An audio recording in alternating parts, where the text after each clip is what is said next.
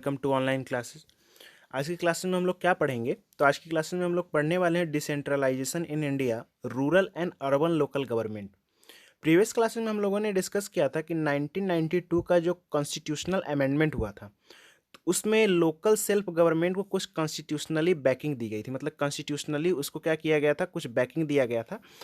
और तो उस क्लासेस में हम थोड़ा सा डिस्कस किए थे इसके बारे, और इस क्लासेस में हम लोग बेसिकली पढ़ेंगे इसी के बारे में कि रूरल लोकल गवर्नमेंट और अर्बन लोकल बॉडीज़ क्या होती है, इसकी स्ट्रक्चर क्या होती है, इसमें कौन कौन सी गवर्नमेंट का जो डिवाइडेशन है वो क्या है।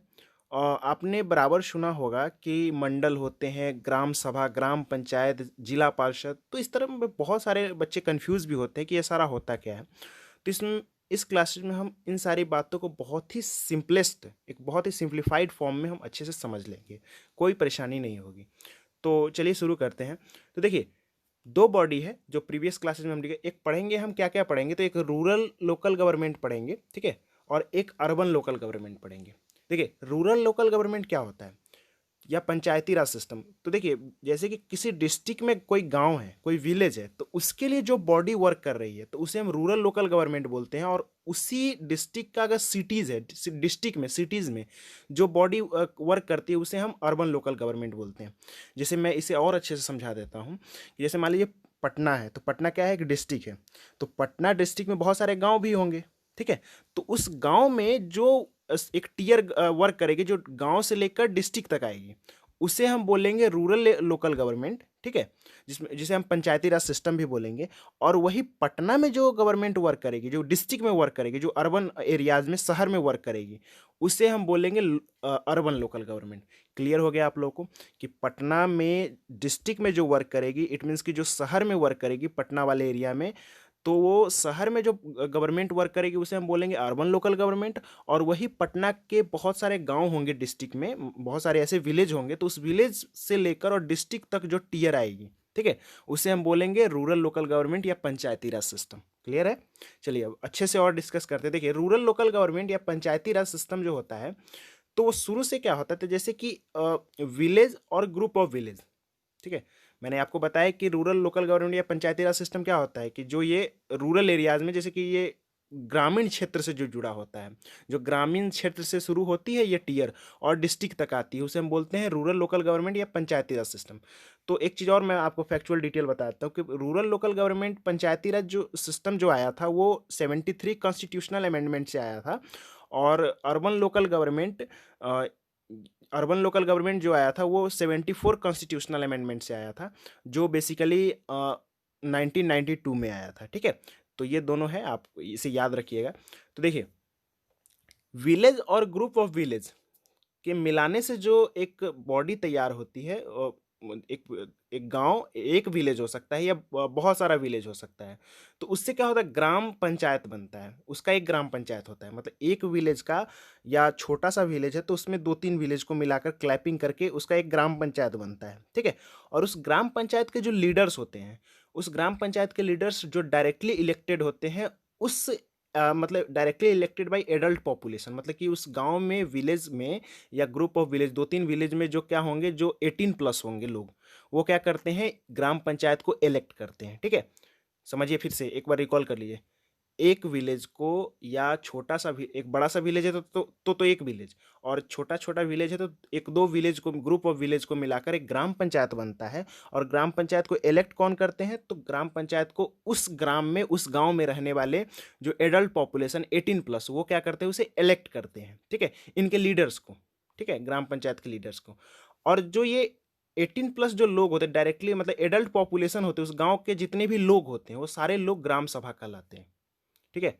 उस गांव के जितने भी लोग होंगे वो क्या कहलाएंगे, ग्राम सभा। देखिए, एक बार फिर से अच्छे से समझ लीजिए कि विलेज और ग्रुप ऑफ विलेज क्या होंगे, मिलकर एक ग्राम पंचायत बनते हैं, उसका ग्राम पंचायत होता है। ग्राम पंचायत को इलेक्ट करते हैं उस गांव के रहने वाले सारे लोग, और उस गांव के रहने वाले सारे लोग को ही हम ग्राम सभा बोलते हैं। अभी ग्राम सभा का काम क्या होता है, तो ग्राम सभा का काम होता है बेसिकली, ये क्या करते हैं, ये ग्राम पंचायत की वर्क कैसी होती है, ग्राम पंचायत अच्छे से वर्क करे, मतलब ये क्या करते हैं, review the performance of gram panchayat. ग्राम पंचायत के परफॉर्मेंस को रिव्यू करते हैं, चेक करते हैं कि अच्छे से ये क्या कर रहे हैं, वर्क कर रहे हैं या नहीं कर रहे हैं। और जो एनुअल बजट होता है उसे भी अप्रूव करने का काम कौन करते हैं, ये ग्राम सभा करते हैं, ठीक है, जितने भी वहाँ के उस गाँव के लोग हैं, ठीक है। अभी देखिए ग्राम पंचायत के जो लीडर होते हैं, जो ग्राम पंचायत के प्रेसिडेंट होते हैं, मतलब लीडर्स तो होते हैं और उसमें से जो प्रेसिडेंट होते हैं, जो हेड होते हैं ग्राम पंचायत का, उससे प्रेसिडेंट को हम सरपंच बोलते हैं, ठीक है। ग्राम पंचायत को के प्रेसिडेंट को हम क्या बोलते हैं, सरपंच बोलते हैं। एक विलेज के मतलब हेड, पूरे मतलब कि विलेज को मिलाकर एक ग्राम पंचायत बनता है। ग्राम पंचायत को इलेक्ट करते हैं उस गांव में रहने वाले जितने भी एडल्ट पॉपुलेशन हुए, मेन मेन और वीमेन दोनों हो सकते हैं 18+। और उस 18+ लोगों को, एडल्ट को हम क्या बोलते हैं, उस सारे गांव में रहने वाले लोगों को ग्राम सभा बोलते हैं। और ग्राम पंचायत के जो प्रेसिडेंट होते हैं, जो हेड होते हैं, उससे हम सरपंच बोलते हैं। यहाँ तक का आप लोगों का एक क्रक्स क्लियर हो गया। अभी मैं इसे अच्छे से और अच्छे से समझाऊंगा स्ट्रक्चर, लेकिन अभी तक आप यहाँ तक अच्छे से समझ लीजिए, ठीक है।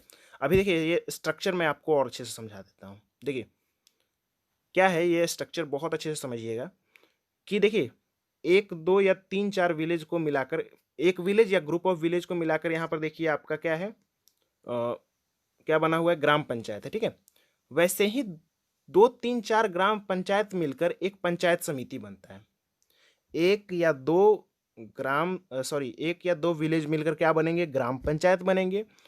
2 3 ग्राम पंचायत मिलकर एक क्या बनते हैं, पंचायत समिति बोलते हैं, बनते हैं, या उसे ही हम ब्लॉक बोलते हैं, या उसे मंडल बोलते हैं, ठीक है।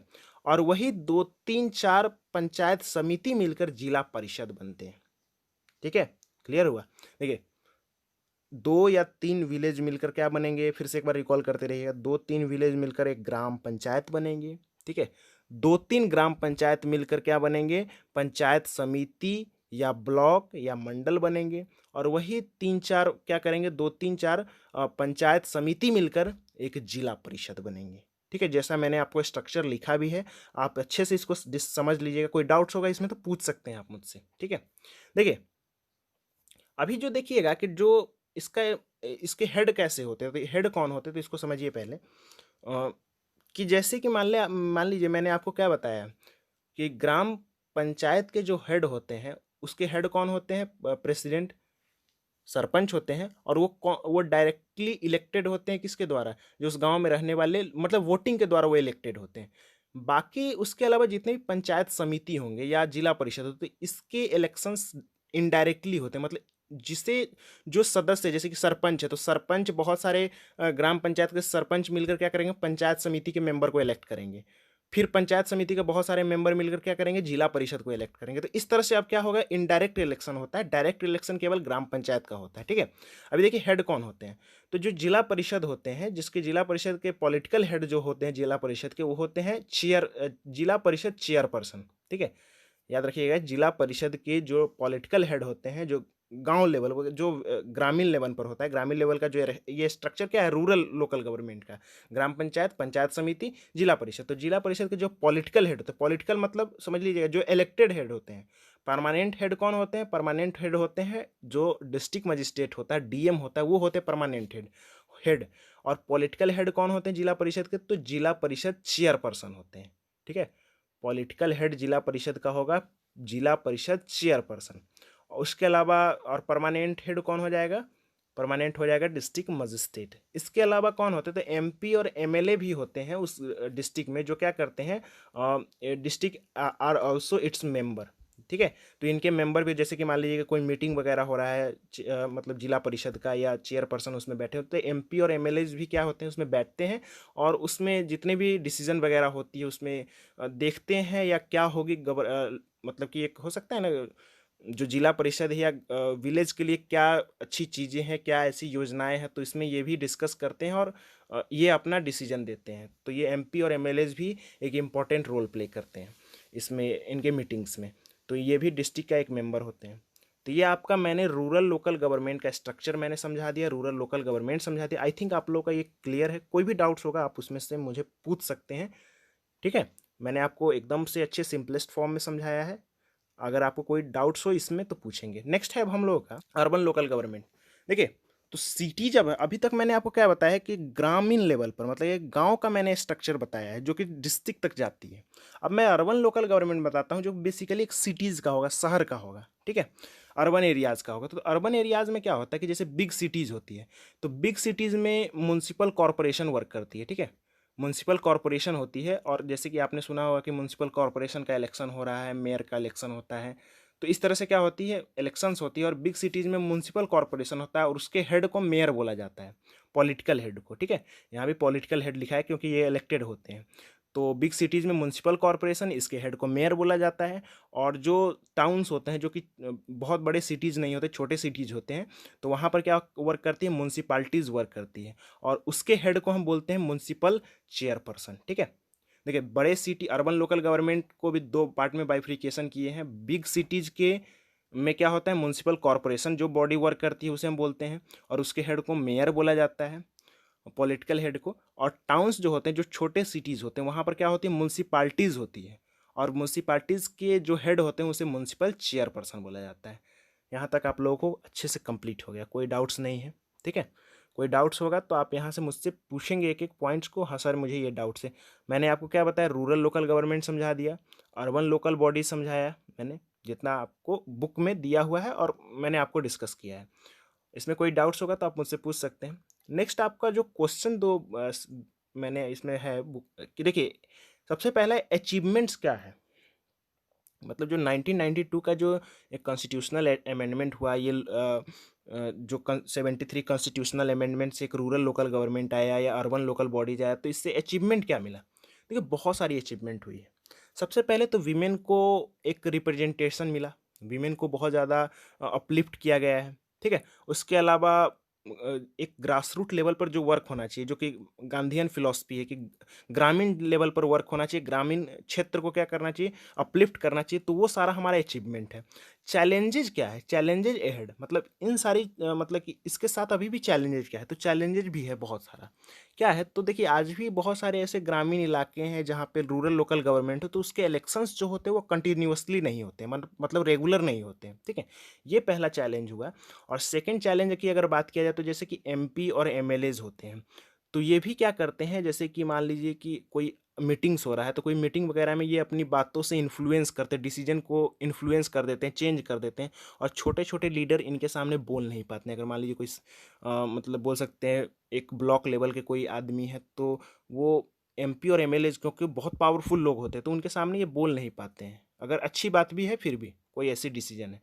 तो ये कुछ चैलेंजेज है जो कि रूरल और अर्बन लोकल बॉडीज़ के साथ है, गवर्नमेंट के साथ। तो ये मैंने आपको अच्छे से डिस्कस किया है, इसी के साथ आपका ये चैप्टर बहुत अच्छे से कंप्लीट हो चुका है। कोई डाउट्स होगा आप मुझसे पूछेंगे। चलिए, थैंक यू सो मच।